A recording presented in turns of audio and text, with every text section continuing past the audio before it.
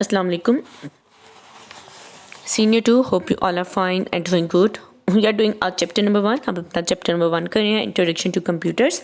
और previous lecture में हमने रोबोट्स के बारे में पढ़ा था, जो कि है पेज नंबर 13 पे.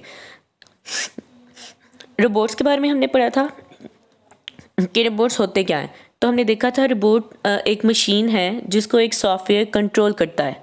ऐसे ही था ना कि एक सॉफ्टवेयर है जिसको कंट्रोल करता है, कि ये मशीन है जो लोगों की, ह्यूमन बींग्स की हेल्प करती है.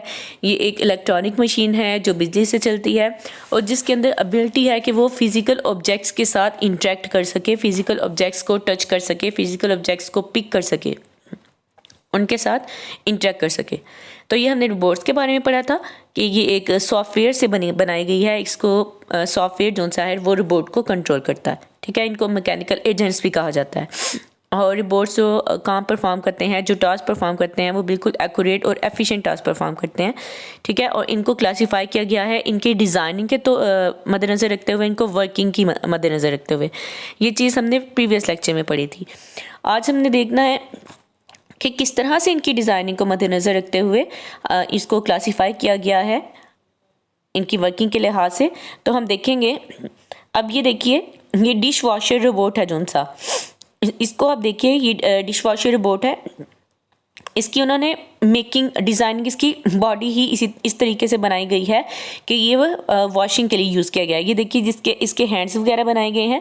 हैंड्स इस तरीके से बनाए गए हैं कि वो उन हैंड्स को कर्व भी कर सकता है, मूव भी कर सकता है, बेंड भी कर सकता है डिश को वॉश करने के लिए.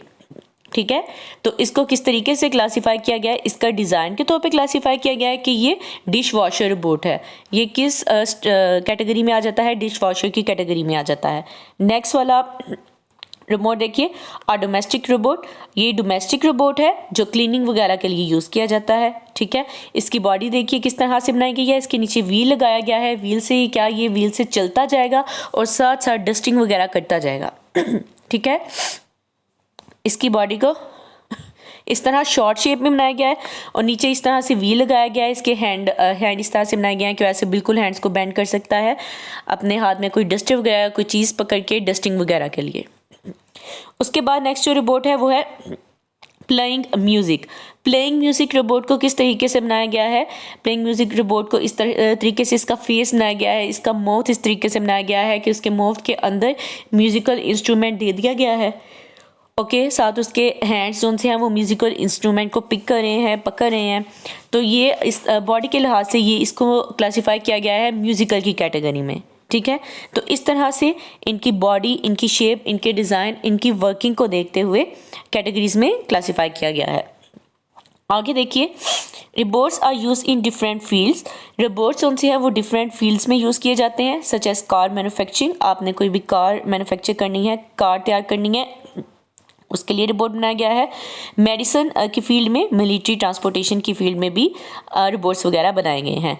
Many factory jobs are no perform by robots. बहुत से फैक्ट्री जॉब्स जो हैं वो रोबोट के जरिए परफॉर्म किए गए हैं. जैसे अब्रॉड वगैरह में, अदर कंट्रीज़ में आप देख सकते हैं, होटल्स वगैरह में, रेस्टोरेंट्स वगैरह में रोबोट्स वगैरह रख दिए गए हैं. वहाँ पे जो वेटर जॉब थी उसको ख़त्म कर दिया गया है, ह्यूमन बींग्स को ख़त्म किया जा रहा है वहाँ पे जॉब्स वगैरह पे. ताकि किस लिए किया गया है, ताकि जॉब्स वगैरह उनको दी जाएंगी ह्यूमन बींग्स को, तो उनको सैलरी वगैरह पे करना पड़ेगी.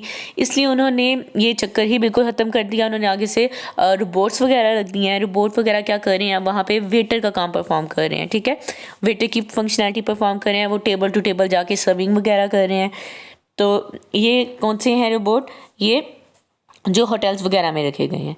ठीक है, robot hands are widely use in factories वगैरह में बहुत से काम परफॉर्म करें, बहुत से टास्क परफॉर्म करें. सर्जिकल फैक्ट्रीज़ में, फुटबॉल फैक्ट्रीज़ में, लेदर फैक्ट्रीज़ में, वहाँ पे वर्किंग पीपल की जगह पे रोबोट्स वगैरह को रख दिया गया है. रोबोट्स वगैरह मशीन्स को चलाते हैं और टास्क परफॉर्म करते हैं.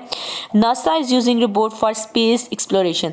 नासा जो सा है वो रोबोट्स को यूज़ कर रहा है स्पेस एक्सप्लोरेशन, हवाई मौसम वगैरह को देखने के लिए. NASA stands for national aeronautic and space administration. National aeronautics and space administration ये भी क्या यूज़ कर रहा है, ये भी रोबोट्स वगैरह को यूज़ कर रहा है स्पेस एक्सप्लोरेशन के लिए.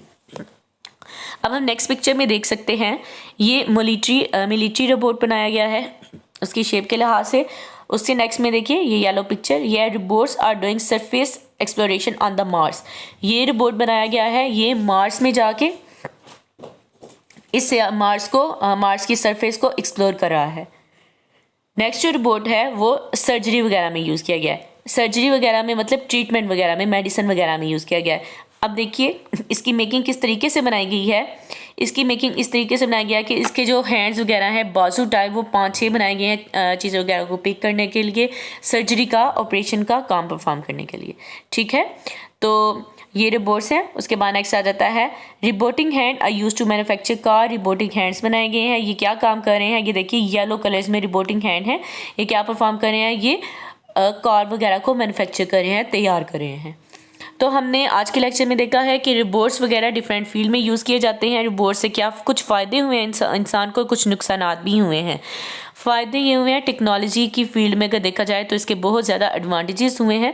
एडवांटेज इस तरह से हुए हैं कि इंसान को ज़्यादा मेहनत करने की ज़रूरत नहीं, रोबोट्स वगैरह हैं जो काफ़ी जॉब्स, काफ़ी काम परफॉर्म कर रहे हैं। और डिसएडवांटेज ये हुआ है कि लोगों की जो एम्प्लॉयमेंट है वो कम होती जा रही है।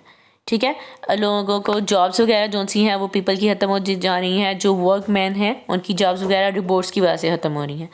तो इस टॉपिक को आपने अच्छी तरीके से रीड कर लेना है। शॉर्ट क्वेश्चन मैंने आपको प्रीवियस लेक्चर में मार्क करवा दिया था, या अच्छी तरीके से आपने इसकी रीडिंग कर लेनी है। इंशाल्लाह नेक्स्ट चैप्टर में हम इसकी एक्सरसाइज स्टार्ट करेंगे। ओके, अल्लाह हाफिज़, टेक केयर।